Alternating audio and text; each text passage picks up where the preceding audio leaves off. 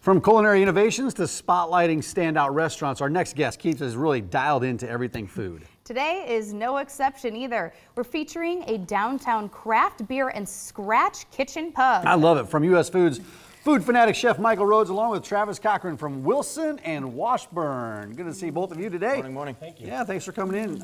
Chef, what are you making there? So we've got an 18-hour smoked brisket that Travis features on his menu. We're going to put it with house chips. But you're frying it. It's already been smoked, right? It's already been smoked. We're just kind of reheating it. Gotcha. Back up with some sauce and a little bit of the dry rub. And then we'll put this coleslaw and some fried onions on top of it. Well, it looks fantastic and smells even better. It does smell great in here. Chef, tell us, how does U.S. Foods work with local restaurants? They do a really good job of going out and trying to find all the ingredients that you're having a hard time finding. Okay. If you have specialty items, they really jump through the hoops to try and get everything that you need for your restaurant. Right. Well, Chef, I talked to you about this during the break. I got a buddy who comes into Wilson Washburn all the time. He loves it. You have so many loyal customers that come in down there. We do. What is it? Can you give us some history on your restaurant? Sure. Jeff and Faith Luby, the owners of the place, did a really good job of looking up the historical facts of the area when they decided to open this place. Thus, the name Wilson and Washburn came from some brothel owners by the name of Anna Wilson and Josie Washburn. Now, Josie worked for Anna and was her leading lady for her time. Also went on to open her own brothel after Anna passed away. Anna ran one of the most successful and notorious brothels in Omaha. And when she passed away in 1911, 1912, all of her money that she had made and everything, she donated to charities. And then even her mansion that she had was turned into a hospital specializing for children and stuff like that. Yeah. Wow, that's a crazy No, story. it's fascinating. That's The history of it. fascinating. That is. I love the history behind it with restaurants, especially downtown Omaha. Chef Michael, tell us, why did you choose to feature Wilson and Washburn today? You know, they're a really good customer of ours. They were recently in for one of the coolest parts of my job is they come into a test kitchen and we brainstorm creative ideas for additions to the menus. It's probably the coolest thing that I get to do as a chef is help our partners, our business partners, succeed by just giving them a different set of eyes for their menus. Hey, we want to dive into that just a little bit here, but what did you add into the So I just put a little bit of the house barbecue sauce in there, and that is going to go just heated back up and kind of glaze the brisket. That smells so fantastic. good. The atmosphere inside Wilson and Washburn. For people that haven't been in there, can you explain kind of what that is and what the concept is? It's a downtown bar with like your neighborhood feel. So when you walk in, it's got really warm, inviting brick walls, low lighting. There's some beautiful old pictures along the wall of working ladies from that era. They're in black and white.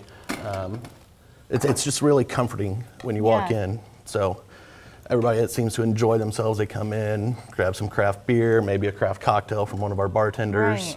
And seem to really, relax and enjoy themselves. Now we're putting this on the He's bun. plating it. It's going on the bun. That looks fantastic. Kelly looks hungry, so. I am very hungry. I have not eaten yet today. That's kind of, crazy for me. And while you plate this, can we talk about some of your other options down here that you brought in this morning?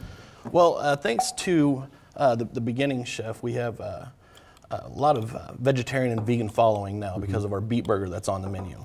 So with the help of one of my vegan cooks in the morning by the name of Graham Clark, we came up with this vegan Benedict. So it's a version of an eggs Benedict, but in a vegetarian form. Is that like a hollandaise sauce? Yeah, we make our own vegan hollandaise in-house. The seitan is the crumble underneath the seared tofu.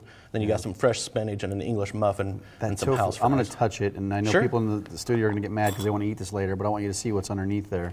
Yep, that's the pan-seared seitan that we make in-house. Wow, that looks, I'm not vegetarian, but that looks great. Thanks. And then, of course, fish and chips, a fan favorite. It is a fan favorite. Oh my gosh, I got the breading on there. Honestly, one of our top sellers, if not is the top seller that we have in-house. And your fries look great too. I think I'm just going to help myself to one of those. There's nothing that says it's a good restaurant if they got great fries. Well, everything's made from scratch except for the bread. We just don't have the capacity in our little kitchen to make our own bread. But fries are done in-house. Potato chips are made in-house. Your take on beet chips. Yeah, your take on the chip is a in-house. little bit different. Yeah, so we take a mandolin and we thinly slice beets like you would a potato chip or maybe even a sweet potato. And we fry them up after we toss them in some cornstarch, hit it with a little malt vinegar and salt. Wow, and those are that's a delicious. Aren't they beautiful good? little I don't even appetizer. like beets.